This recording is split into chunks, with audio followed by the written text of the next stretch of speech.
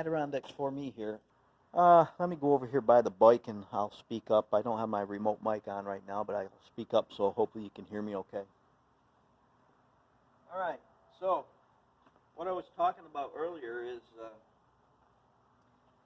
and I'll do a close-up of this in a minute, but down at the derailleur, when I was adjusting it, I was trying to adjust that derailleur and it wasn't adjusting properly. I found out that the guard for the derailleur was basically bent from shipping.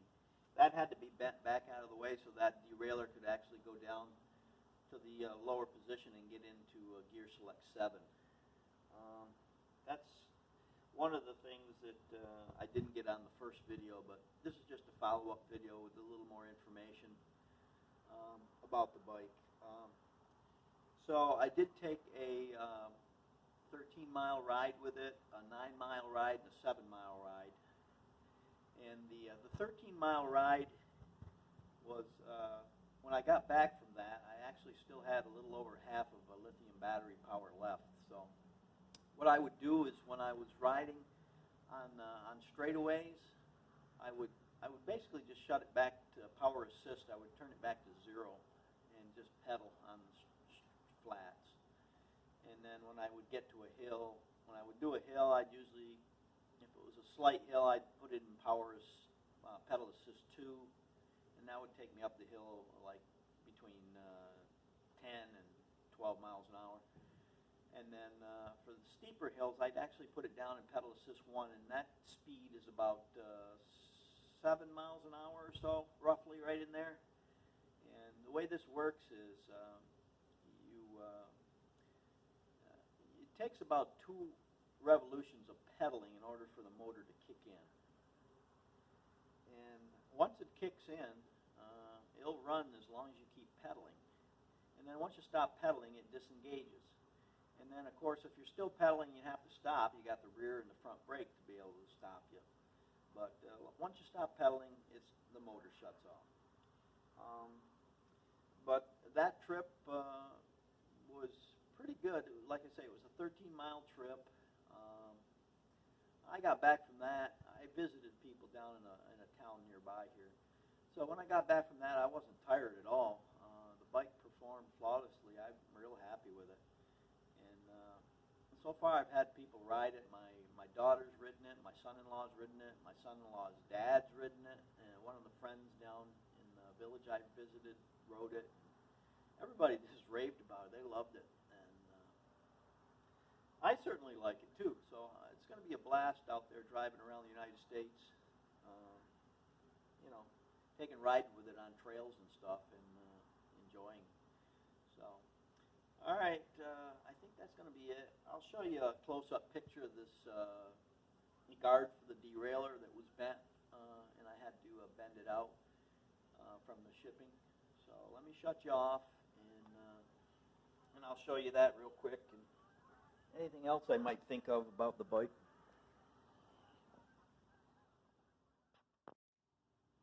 Okay, so you can see the derailleur guard there. That obviously got pushed in the box from shipping. It was able to bend out. It looks like it's just a piece there that's welded in place. You know, it's going to take the first blow if you ever smash into anything, and rather than the derailleur taking the hit. But it serves its purpose. But like I say, I did have to bend that out a little bit in order to be able for that derailleur to actually go down into the higher gear location. What else? Other than that, the bike has performed flawlessly. I'm really enjoying it. I've got some other videos up here that might conflict with this one, because when I first recorded this information, I don't know, my camera shut off or something happened, but hopefully I got enough information here that you guys can get something out of it anyways. So there you go. The Lectric e-bike by Lectric. It's fantastic. I am loving it. I'm not sure why my phone cut out on me there, but for some reason it did. Anyway, I was showing you the LCD display, which is, hopefully you can see that okay. It's got the energy bar up on top, tells you how much battery life you got. Your speed in miles per hour, your pedal assist, which basically it goes from 0. I think one guy had a problem where one of the early firmware versions of this, it wouldn't go back to 0 for him. He had to do some crazy button pushing to get it to go to 0, but the bike I got, it definitely goes from 0 up to 5. The gearing, as far as 1 through 7, I never really take it out of 7 because of the pedal assist, and starting out in 7 is pretty easy. I guess if all I was doing was pedaling and not using the power, or maybe my battery died or something, I would, drop my gear selector down to 1 for easy pedaling up hills and stuff to get back to be able to charge up. But other than that, I just leave it in 7 and just pedal. You pretty much, when it's going pedal assist 2 and you're going at 12.6 or 7, you'd have to pedal real fast with this gearing in order to basically assist with the movement as far as pedaling forward. The gearing is a little light in that respect, but as long as you got the power assist, it's fine. You just, like I said, you just got to keep your pedals moving in order to keep the motor engaged. And like I say, once you stop pedaling, the motor disengages. So that's a good feature. Can't think of anything else right now. I think I'll just shut you off for a second and think about some more things that I wanted to talk about. Anyways, I'm not sure if anybody seen the bike rack that I bought for this. I'll go back here and get another picture of this. But it's a bike rack made for the big tire bikes. Right now I've got this folded up. It folds up out of the way. I guess if anybody's got any questions on it, I can certainly put it in the comments if somebody wants to know what it is or whatever. But I think one of the other guys on YouTube had it up, and I got it from his YouTube channel about which one to get. But it'll hold 2 bikes, and I am going to run my older bike with this. I mount that on the inside towards the RV and keep the electric bike out on the outer mount. Alright, so I did buy a helmet too. Let me go grab that and I'll show you how that works. But the helmet's pretty cool. I got that off another YouTube channel on here as well that talked about it. Oh, one other thing, I haven't ripped off the plastic protective over the LCD and the shifter. I just let that naturally as it peels back. Eventually it will come off, but why take it off when you can see just fine, and it will protect against possible scratching or something. So just leave it on there until it becomes annoying, and then you can just peel it back. Okay, this is a helmet made by, I assume they pronounce that Cena, but I won't swear to it. Sometimes things are pronounced differently from how they're written. But it's got the, on the back here, it's got the port for plugging in for recharging. And under each, or above each ear, it's got a speaker so you can hear. And then in the front here, up underneath, it's got the microphone here so you can do voice commands and stuff to your phone. 3 buttons on the side here. You push these 2 buttons here in order to turn it on. In fact, I'll try to do that in here. You can hear it say hello. So there you go. FM radio built into it, which is kind of neat. On that 13-mile ride, I just sent in to one of the local radio stations here in the area. I'm in the Rochester, New York area right now. I've come down from my property up in the north country of New York State, and I'm actually parked at my daughter and son-in-law's new house, which is a very nice house. And I'm plugged in here, getting some electric before I'm leaving. I'm going to be leaving. I'm staying through Halloween. I'm going to be leaving this coming weekend. I've got my first stop set up from a friend I used to work with who lives in Indiana. And we'll probably have a good time when I get out there. It's my first stop, and I'm no rush to get there. It's about a 10-hour drive with the RV, and I'll probably take my time. It'll be, I think it's like a 10-hour drive, so I might make it a 2 or 3 day drive to get there. Like, I'm not going to be any rush. I'm retired, and I'm not going to rush to get anywhere I need to get. If I'm late, I'm late. So there's the helmet, and it's very comfortable. It does have an adjustment on the back that you can tighten it up on the back of your head. A little wheel that spins here that pulls pads into the back of your head.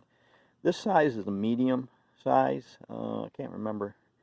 You basically measure the top of your head, and they have a little chart on there to tell you which one you need to order if you're going to order it. This one is a medium, and I can't remember how many inches my diameter of my head was, but it fit into the medium category, so, and this helmet fits me perfectly. Alright, so that's it for the helmet. I can actually shut that off now. And she says goodbye. So there's the electric bike. Let me think if there's anything else I need to think about this. The brakes do make a little noise, but nothing that bothers me at all. You can adjust those brakes by slight bends on them in order to, there's maybe a little bit of rubbing you can hear when you're traveling, but when the motor's running and you're engaged in electric mode, you really can't hear any of that. So, but if you're just pedaling along and not using the motor, you'll hear a little bit of rub there on the brake calipers, but it's not severe. And if you're really into it, you can actually tweak those drums or the discs that the brake pads rub on in order to eliminate any kind of rubbing. If you want to do that, I've done that on previous bikes that I've owned, and it's not that difficult to do. But in fact, I think there's special tools that bike shops have in order to be able to do that. Seat wise, I don't know. I don't know if there's graduations on the seat as far as up and down. I don't think there is. I think you just basically get your comfort level, and that's it. Oh, one of the other thing, there's the charging port for the battery right there. So you can actually pull the battery out, and it's basically a port right in the battery. You can charge the battery out of the bike or in the bike. And then there's a little rubber grommet there that plugs the hole up after you've charged it up. There's that stand down at the bottom that's a permanent fixture. It's got a little plastic slide base on it in order, when you fold the bike up, it has something to set itself on, so it doesn't fall over. There's something else. Oh, this is considered a Class 2 e-bike, and I think the top speed on it, this little label here, tells you it's like 20 miles per hour at 500 watts. But I guess that label will actually rip off, and underneath it is the Class 3 label. Then you can adjust the onboard firmware in order to consider it a Class 3 bike at that point. And I think it will go up to 28 point some miles per hour if it's a Class 3. I'm not sure I have to do that. I'm real comfortable. Someday I might do that, but going along at 20 miles an hour, and I never get to 20. I just cruise along at between 12 and 14 miles an hour, and that's typically what I cruise along at when I'm riding a regular bike. So it's very comfortable. So that's going to be it now. I'll probably put this video up to let people see the bike again and a little information. Like I say, there's the tail light there. So, okay, we'll catch you guys later. My adventures are starting around the United States, so hopefully I can throw up some videos now and then when I'm visiting different areas. I may have to get a GoPro or something to put on my helmet when I'm on some back trails and stuff, when I'm doing that kind of stuff in like the national parks and stuff. So, all right, guys, we'll talk to you later. Thanks for watching. Take care. Okay, you know, my granddaughter came home from school and had an idea. She says, well, why don't you ride the bike, Grandpa? Show them you're riding the bike. So that's what I'm going to do. I'm going to ride the bike a little bit, and you can watch me riding around.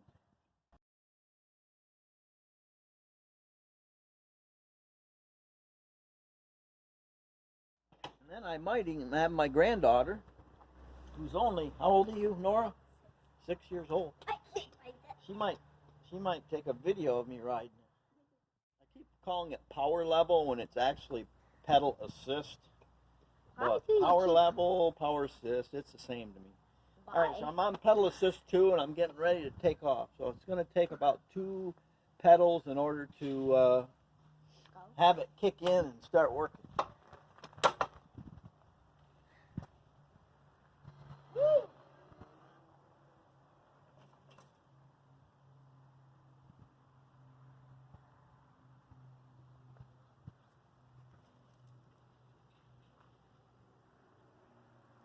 Without a GoPro helmet on, you don't get a lot out of that. So, anyways, that's what I just did.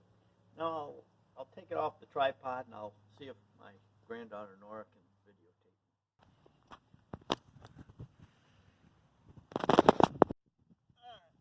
Watch me riding by. Doing a good job, Nora. I'll be right back. Keep filming me.